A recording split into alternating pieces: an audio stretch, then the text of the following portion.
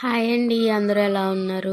ఈరోజు వీడియోలో అయితే బీట్రూట్ తోటి పిల్లలకి ఎంతో హెల్తీగా హల్వా చేసి చూపించబోతున్నానండి. ఇది పిల్లల్లో రక్తహీనత రాకుండా చక్కగా ఉపయోగపడుతుందండి. పిల్లలకనే కాదు, పిల్లలకి పెద్దలకి అందరికీ చాలా మంచిదండి. బ్లడ్ కూడా పడుతుందండి. మీరు కూడా ఒకసారి ఇలా చేసి చూడండి. హెల్త్కి హెల్త్, టేస్ట్కి టేస్ట్ అండి. వీడియోలోకి అయితే వెళ్ళిపోదాం. ఇప్పుడు ముందుగా బీట్రూట్ హల్వా కోసం స్టవ్ ఆన్ చేసుకొని పెనం పెట్టుకోండి. 2 బీట్రూట్లను జ్యూస్ తీసుకొని ఉంచుకొని పక్కన పెట్టుకోండి. ఇప్పుడు పెనం హీట్ అయిన తర్వాత బీట్రూట్ జ్యూస్ అందులో వేసుకుని మరిగించుకోవాలండి. చూసారు కదా, ఆ విధంగా అయితే చక్కగా మరిగించుకోవాలి.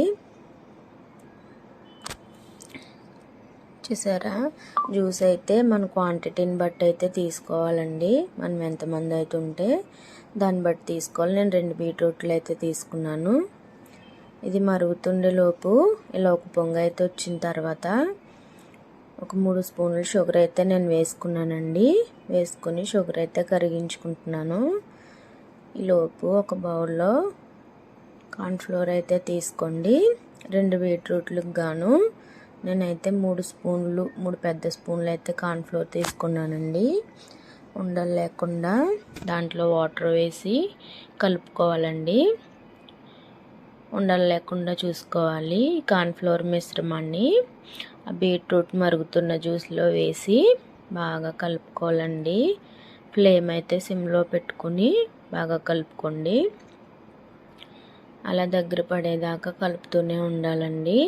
మీరు ఏమాత్రం కలపడం మానేసినా అది గడ్డలు కట్టే అవకాశం ఉంది కాబట్టి చక్కగా కలుపుతూనే ఉండండి.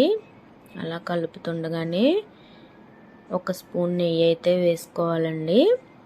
ఆ నెయ్యి వేసుకొని బాగా కలుపుకోండి.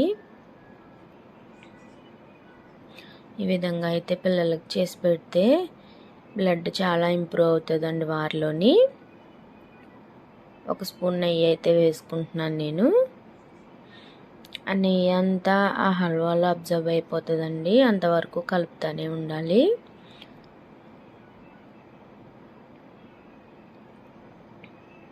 చక్కగా అలా కలుపుకుంటూ సిమ్లోనే ఉంచుకొని లాస్ట్కి వచ్చే కొంచెం మీడియం ఫ్లేమ్లో పెట్టుకోండి. అదంతా దగ్గర పడిన తర్వాత మరలా ఇంకో స్పూన్ నెయ్యి అయితే వేసుకొని ఆ దగ్గర పడేటట్టు కలుపుతూనే ఉండండి. చూసారా, చక్కగా ఉంది. బాగా కలుపుకోండి. ఇంకో స్పూన్ నెయ్యి అయితే వేసుకొని కలుపుకుంటున్నాను నేను. చూసారండి, ఆ నెయ్యి కూడా చక్కగా కలిపేయండి.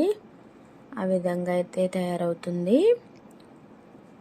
అలా తయారైన తర్వాత అడుగంటనివ్వకుండా కలుపుతూనే ఉండాలండి. ఎప్పుడైతే ప్యాన్కి సపరేట్ అవుతుందో అది రెడీ అయిపోయినట్టు.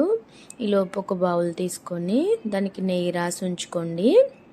ఆ విధంగా నెయ్యి అయితే రాసుకోండి. ఈ హల్వానంతా దాంట్లో వేసుకోవాలండి. ఆ బౌల్లో షిఫ్ట్ చేసుకొని ఒక బాగా పూర్తిగా చల్లారితే అలా డీమోట్ అదే వచ్చేస్తుందండి. మీరేమీ ఇబ్బంది పడవసరం లేదు, అదే వచ్చేస్తే చక్కగా బాదం పప్పులతో గార్నిష్ చేసుకుని ఈ విధంగా పిల్లలకైతే చేసి పెట్టండి.